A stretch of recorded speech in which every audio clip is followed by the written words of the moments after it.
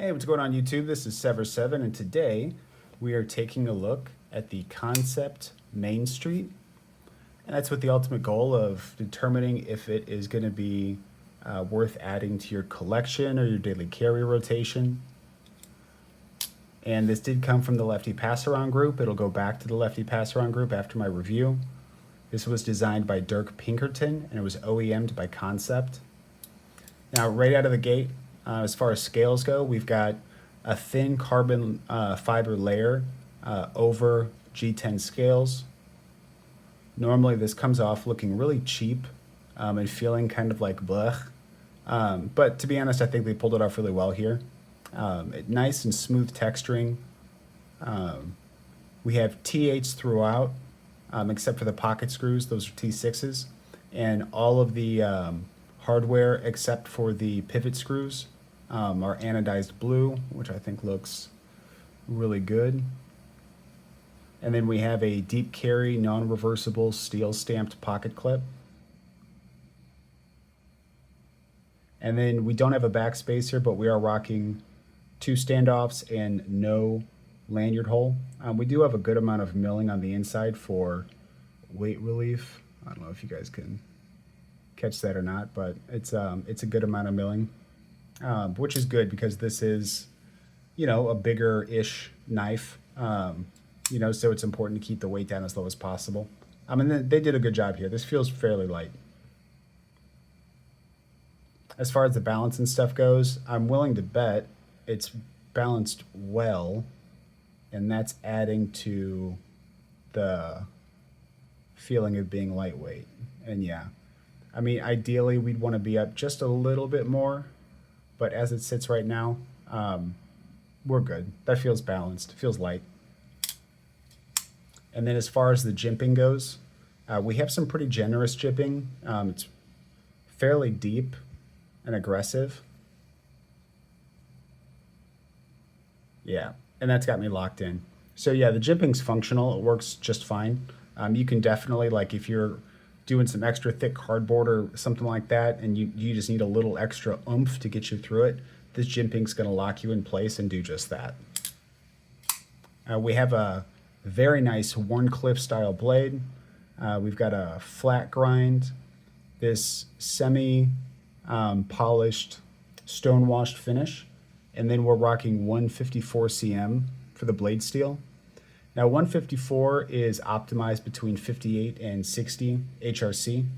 Kansept didn't have it listed what their HRC is, so I'm not entirely sure, but I assume they're going to fall somewhere between 58 and 60.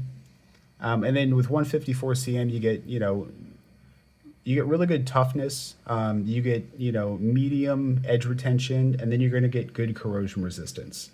So essentially, like, good toughness, and it's going to be easy to maintain. So if those things are important to you, then this blade steel is going to be excellent. As far as the action goes, normally I don't care for the detent or lack thereof on crossbar locks, because normally it's mushy and you don't get a lot of like tactile feedback from it. I will say this one is a little better than most because it feels like it flies out faster than most crossbar locks do. And that's probably the weight of the blade kind of helping it out. But the action does genuinely feel better on this crossbar than it does the vast majority of them that I've handled. As far as the acoustics go,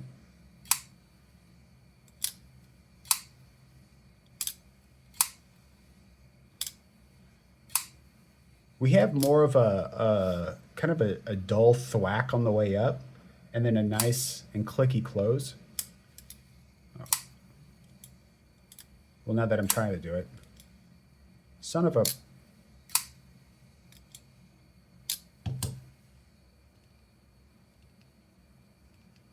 All right, trying it again. There we go. So the acoustics aren't bad either. I wish there was a little more of a thwack on the way out, like maybe not so dull, something a little more like resonant. Oh boy. But, you know, I mean, it's still doing better than most crossbar locks, so I'm not too worried about it. That's just my preference. And then with any lock where you're removing all of the friction, so like crossbar locks, button locks, you know, the action on the way down is going to be guillotine because you're taking away any resistance that it would have. Unlike a, you know, liner lock or a frame lock where there's still going to be some resistance on the way down, this doesn't have any, so it's always just going to be drop shut. This is, even though it's non-reversible for the pocket clip, this is lefty friendly. I'm not good at doing anything lefty, so if I can deploy it, a lefty person definitely can. So, you know, it's kind of a bummer because it's like, this is a relatively affordable knife, and, you know, icing on the cake would have been to just make it lefty friendly. Ambidextrous lock should be ambidextrous pocket clip. I mean, I think that's just really common sense. But as far as the overall length, we're coming in at 7.92 inches, a blade length of 3.36 inches, and a blade to handle ratio of 0.73. Now, normally 0.73 I would call out for being, you know, too little blade to handle. But, you know, this knife I think is more of like an everyman's knife. I mean, except for lefties. It, to me, feels like they wanted to give you as much comfort and utility as they could, while not going as crazy on the aesthetics, to just give you basically a high value, high functioning, high performing knife. But it, you know, it still looks pretty good, right? You know, you kind of get the faux carbon fiber and you get the blue accents and stuff like that. So I could see why they made the handle so much bigger. And that's just to give you, you know, really like all day functionality, like where you can actually, if I had to cut a box or boxes for like, you know, 3 hours and this was the knife I had to use, I'd be totally fine with that just because of how comfortable it is and how much room you have on this handle. And then the blade shape, it's just pure utility, right? I mean, you can do your draw cuts, your utility cuts, but you know, because it's still going to be slicey because of that flat grind, so you can still go through boxes all day long, right? So I think for those reasons, high comfort, high utility, I think that's why the blade to handle ratio doesn't matter as much to me on a model like this, because clearly like aesthetic and style was kind of put in the backseat to prioritize some of those other things. The weight on this is 4.6 ounces. So it is kind of a chunk. And then as you can see here, and let me grab another one for comparison. This guy is thick, right? The steel liners are going to be quite a bit thicker than normal. This is the Civivi Brazen. And then even the scales are about double the thickness, right? So that's another thing that kind of adds to the comfort a little bit. It's just how much room they're giving you. Now, size comparisons. The Brazen does have it beat by a little bit. Let's check the Praxis button lock.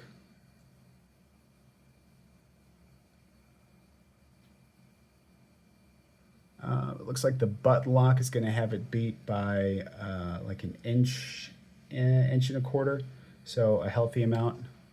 Well, hold on a second. Am I creeping? Okay, so maybe it's got to beat by like an inch. Still a pretty good size difference.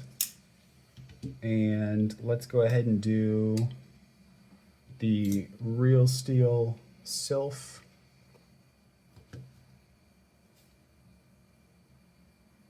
And yeah, it's got the Sylph beat by, I'd say right at like an inch. So it's certainly not the largest knife, but it's definitely closer to a full-size knife than not. Now, is this something that I would carry? Similar to what I said for the other one, it's like functionally, yes, but aesthetically, no. I mean, what that boils down to is this a knife that's going to be good and reliable and accomplish everything I want it to? Yes. Yeah, absolutely. This thing will go above and beyond what I need a knife to do. But I'm a form collector over a function collector, which means that while I would be more than happy to carry this as an EDC, the aesthetics aren't so they're not done in such a way that I would like see this and be like, oh, let me get this in my pocket, right? Something like, here, we'll just look at the Remet. This is the Remet Wild Species. This is a knife where I really like the aesthetics, right? So let's say that, for whatever reason, my tasks for the day were going to require, or we're going to be done easier with a Wharncliffe blade. And I knew that before my day even started. If I saw these two knives, I would opt for this one just because aesthetically it's much more appealing to me. I like it. So for whenever I say, I would carry it functionally, that means this thing can do a job and it can do it very, very, very well. And I don't want the lack of aesthetics for me to signal to somebody that, this knife isn't worth getting. No, I mean, if you're a function over form, then yeah, this thing will be great. Or if you like the way it looks, or just don't care about how it looks, the build quality and form of this knife is going to plow through 99% of anything that the average person is going to have to get done in a day. And if this was more my style as far as looks go, then yeah, I'd carry it all the time. But as it looks right now, this wouldn't end up in my rotation just based on that by itself. So my question for you, after I tell you how much this is coming in at just barely under $80. If you go to the Kansept website, of course, if you go to places like White Mountain Knives and use the 10% code, you'd be looking at like $72. I would prefer at $80 because in that territory you're fighting with things like the Vision FG. I think at $80 I would have preferred maybe a titanium clip or maybe actual carbon fiber, or maybe scale the price back to like $70. Nothing crazy. Like if you get this for the price point, it's worth it. It's just whenever you get 75 and up, but still under like 100, there's some pretty fierce competition there. And yeah, I feel like they could have either crammed a little more value into this knife or maybe cut the price back a little bit. And maybe that's just because it is directly competing with the FG. But, I think 10 out of 10 times, if given the option, I'd probably take the FG over the Main Street. You know what I'm saying? So I just wish they would have done a little bit extra here. But overall, it's a solid performer. It's going to do everything you want it to. And there isn't any real reason to be disappointed or not happy with this knife. So I think if you get it, I think you're going to be just fine. If you like the way it looks, then I can absolutely recommend it. But what do you think? Is this something that you could see ending up in your collection or your daily carry? If so, or if not, go down to the comments and let me know. And if you want more videos like this, then please hit the like button, subscribe. You can follow me on TikTok and Instagram at SEVRSEVN.